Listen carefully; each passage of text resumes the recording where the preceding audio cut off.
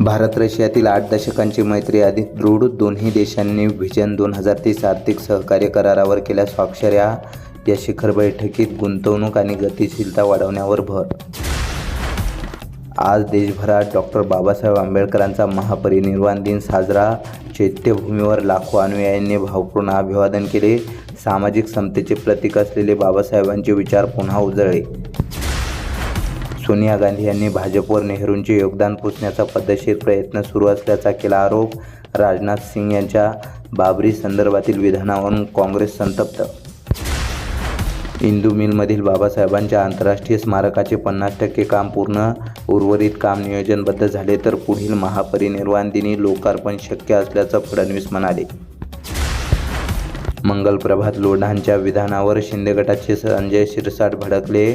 मुंबईचा महापौर महायुतीचा झाला तर कॉलर टाईट होईल, असा पलटवार त्यांनी केला. देवाभाऊ त्यांचे आदर्श आहेत, त्यांनी त्यांची पूजा करावी, असंही शिरसाट म्हणाले. तपोवनमधील वृक्षतोडीला पर्यावरणप्रेमींचा तीव्र विरोध. प्रशासनाने सोमवारी दुपारी 12 वाजता चर्चा बोलावली, मात्र त्यांनी बंद दाराआड नव्हे तर जागेवर खुली चर्चा घेण्याची केली मागणी. मराठवाड्यात शिक्षकांनी टीईटी सक्तीविरोधात काळ्या फिती लावून केला निषेध. छत्रपती संभाजीनगरात 26 शिक्षक संघटना पहिल्यांदाच एकत्र आल्या. जालना जिल्ह्यात 329 शाळा बंद तर 2109 शिक्षक उतरले आंदोलनात. पुण्यातील इंडिगोने दिवसभरातील 42 उड्डाणे रद्द केल्याने प्रवाशांमध्ये गोंधळ. 14 येणारी आणि 28 जाणारी उड्डाणे रद्द झाली. प्रवाशांना पर्यायी प्रवासाची सोय करण्यात आली. शरद पवार आणि अजित पवार गट एकत्र येणार का, याबाबत गोंधळ सुरू असताना आजच्या बैठकीनंतर प्रसाद जगताप यांनी दोन्ही गटाच्या एकत्रीकरणाबाबत संभ्रम दूर केल्याचं सांगितलं. महाविकास आघाडी फूट पडू नये अशी त्यांची स्पष्ट भूमिका. सखूबाई दगडू चौथे यांचा 81वा वाढदिवस मोठ्या उत्साहात साजरा झाला. अनेक मान्यवर, आमदार व कार्यकर्त्यांची उपस्थिती लाभली. विठ्ठल चौथे यांच्या पुढाकाराने कार्यक्रम पार पडला. ऊस दर वाढवण्यासाठी 2 दिवसाचा अवधी, अन्यथा कारखान्याचे गाळप थांबवू, राजू शेट्टींनी दिला इशारा.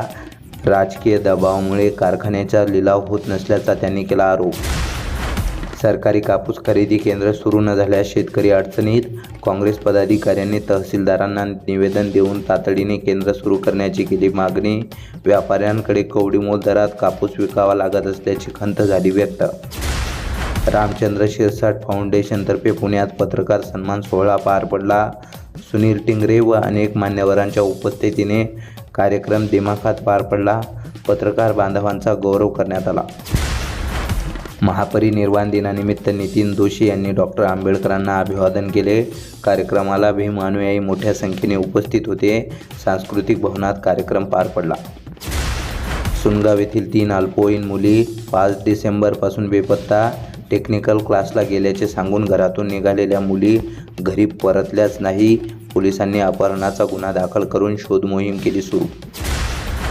स्ट्रॉंग रूम परिसरात संशयास्पद हालचाल दिसताच नागरिक आणि पक्ष कार्यकर्त्यांची धावपळ उडाली. बॅग घेऊन जाणाऱ्या SRPF जवानांवर संशय व्यक्त. तपासणी अंती हा गैरसमज असल्याचं स्पष्ट.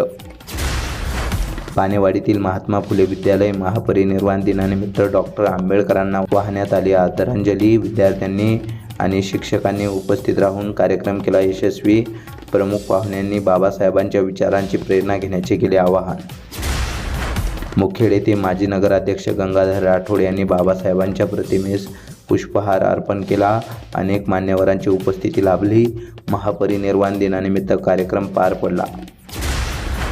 सोयगाव व सावळदबारा परिसरात थंडीमुळे मका व हरभरा पिकाची वाढ भरभराटली.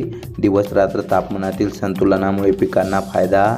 हवामान स्थिर राहिल्यास या हंगामात चांगले उत्पादन मिळण्याची शक्यता. विभागीय नियंत्रण. राज्य परिवहन विभाग नांदेड कार्यालयासमोर ST कर्मचारी संघटनेची आपल्या मागण्यांवर बेमुदत आमरण उपोषणाला सुरुवात. आर्थिक अडचणी आणि प्रलंबित मागण्यांकडे प्रशासनाचे लक्ष वेधण्यासाठी हे आंदोलन.